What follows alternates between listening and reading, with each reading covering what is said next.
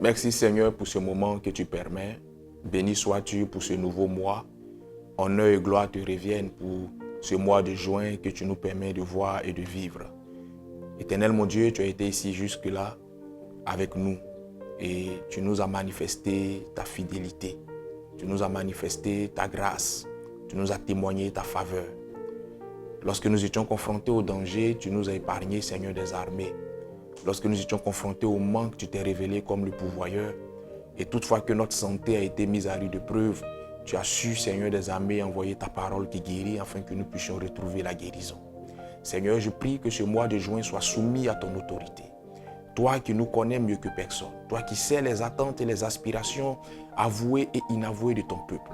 Je prie que ton esprit, Seigneur des armées, l'assiste et que par ton esprit, ses attentes et ses aspirations trouve exaucement selon la mesure de ta volonté. Que tout ce que l'ennemi prévoit contre nos vies, contre la vie de nos familles, contre la vie de ton peuple, pour ce mois de juin soit détruit et neutralisé au nom de Jésus-Christ. Je veux te soumettre, Seigneur, chaque numéro de dévotion matinale que nous aurons tout au long de cette semaine. À travers ces numéros, viens et parle à notre esprit, parle à notre conscience et parle à notre âme.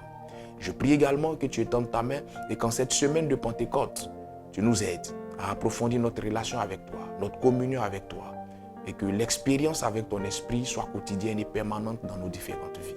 Béni sois-tu parce que tu le fais, au nom de Jésus que j'ai prié. Amen. Je vous salue tous dans le nom puissant de Jésus-Christ, très chers membres du temps des paroliers. Excellent mois de juin à tous et à toutes. Je prie que ce mois de juin soit un mois de bénédiction, de témoignage et de protection manifestée pour vous, vos entreprises et vos différentes familles.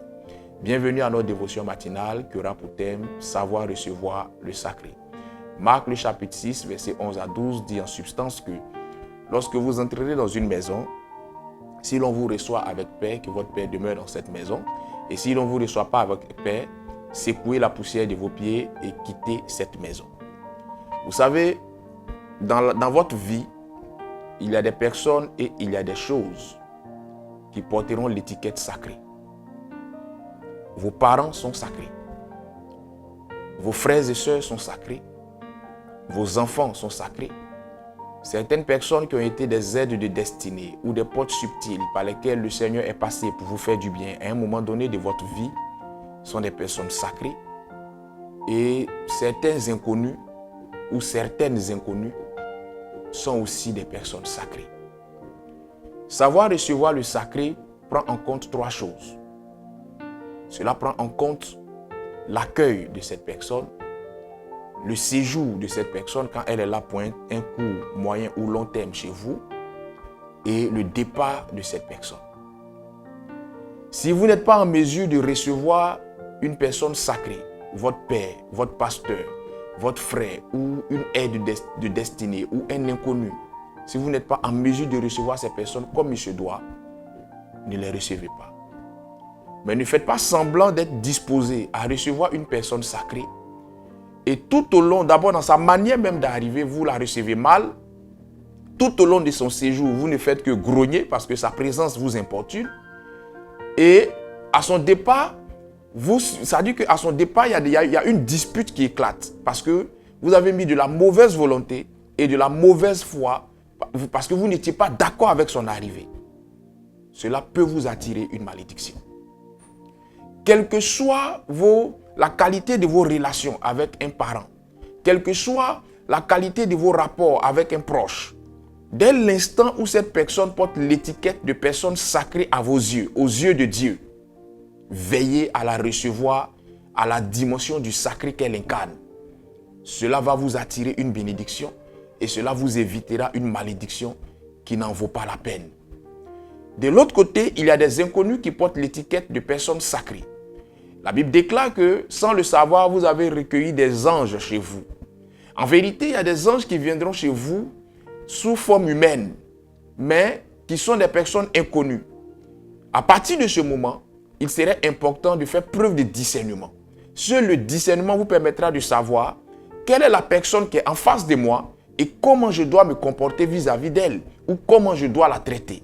La Bible déclare que Abraham vit les anges. Les anges avaient apparence humaine en Genèse chapitre 18.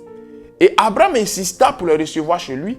Il insista pour que ces anges-là mangent quelque chose avant de continuer leur chemin. Pourquoi? Parce que Abraham avait la clairvoyance et le discernement nécessaire pour comprendre que ces gars-là ne sont pas des gars ordinaires.